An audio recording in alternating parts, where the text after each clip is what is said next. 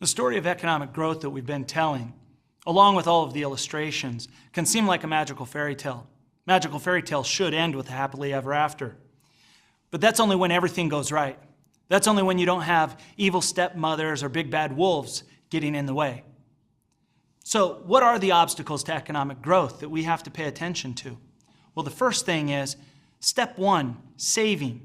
Remember, savings requires a sacrifice. We have to give up some of our current consumption so that we can be able to allocate resources toward investment. And that's difficult to do.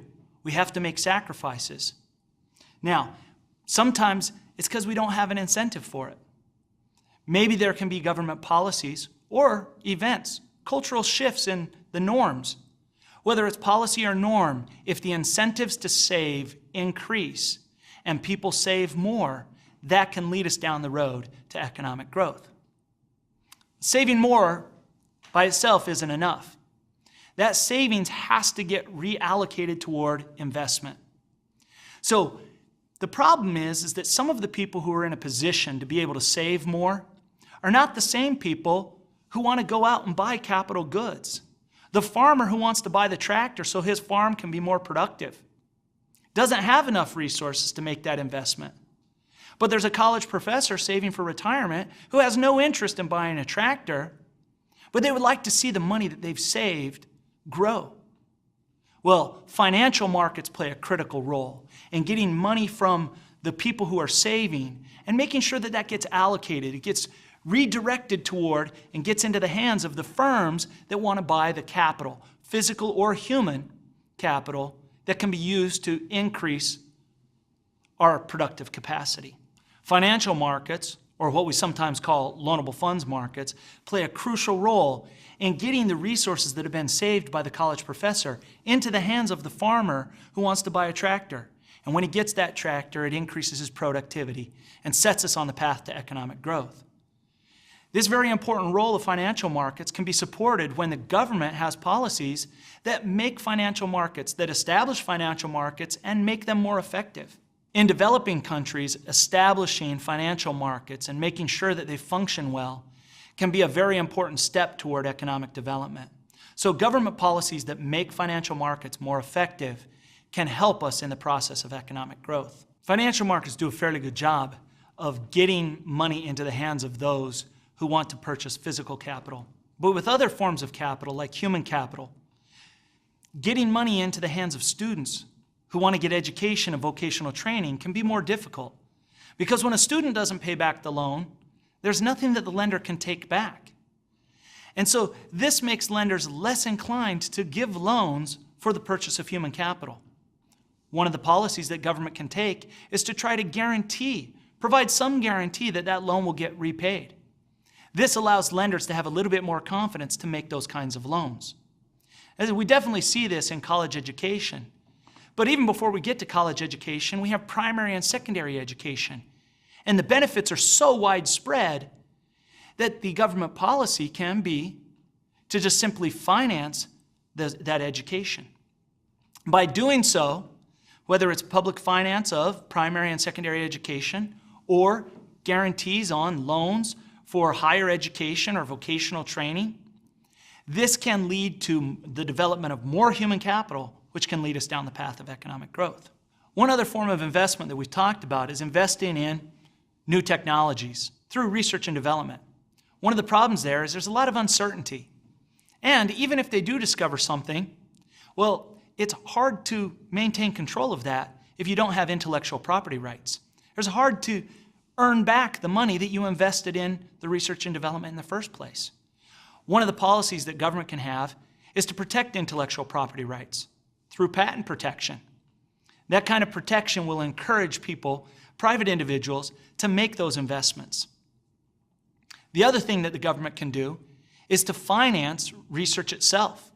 Some research leads to new discoveries that have such far-reaching effects and far-reaching benefits that we want everybody to have access to those.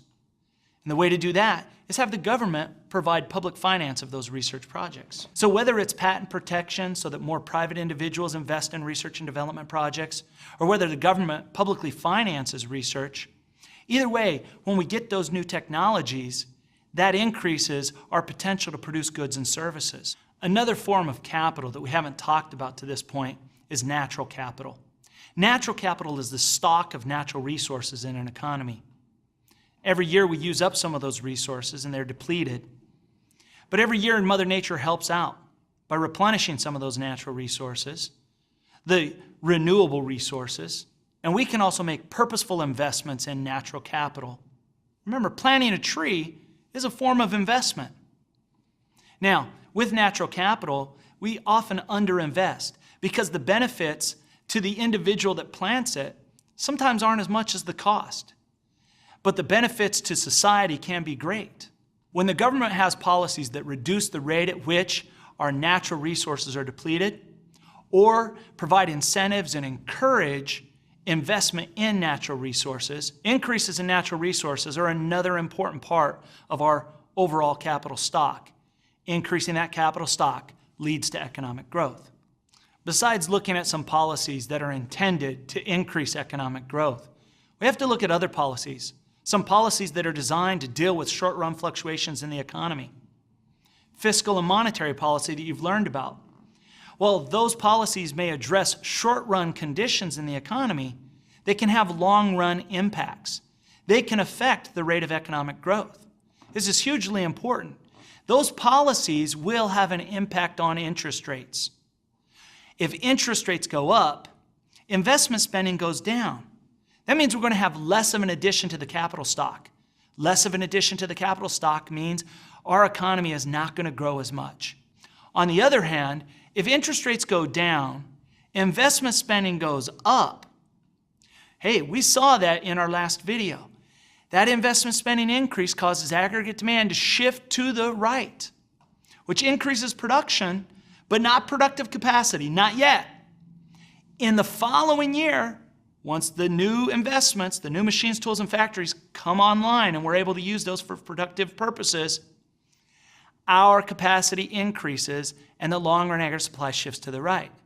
And don't forget, if the long-run aggregate supply shifts to the right, the PPC will shift away from the origin. So always keep in mind the different policies that could have an impact on economic growth. Now that we've looked at some of the obstacles to growth and some of the government policies to deal with those, and even some of the government policies that have perhaps an unintended effect on economic growth, we have to remember the end result. Because remember, the story of economic growth was supposed to end with a happily ever after. We've dealt with the evil stepmothers and the big bad wolves. What is that happily ever after? When we get an increase in our potential to produce goods and services, we're able to use that to enjoy a higher standard of living. We get more stuff, or we get the same amount of stuff and we get to enjoy more leisure and more recreation. Either way, we enjoy a higher standard of living. That's an important story. That's a story that we would like to see told all around the world, in every country and for every person. But as you think about the lessons of economic growth, don't think about them just in terms of the macroeconomy, but think about for yourself. Can you reallocate some of your time toward your studies? Save and invest? That way you get more human capital, and that human capital that you develop, that increases your capital stock, increases your productivity, and that leads to economic growth for you. That leads to your happily ever after.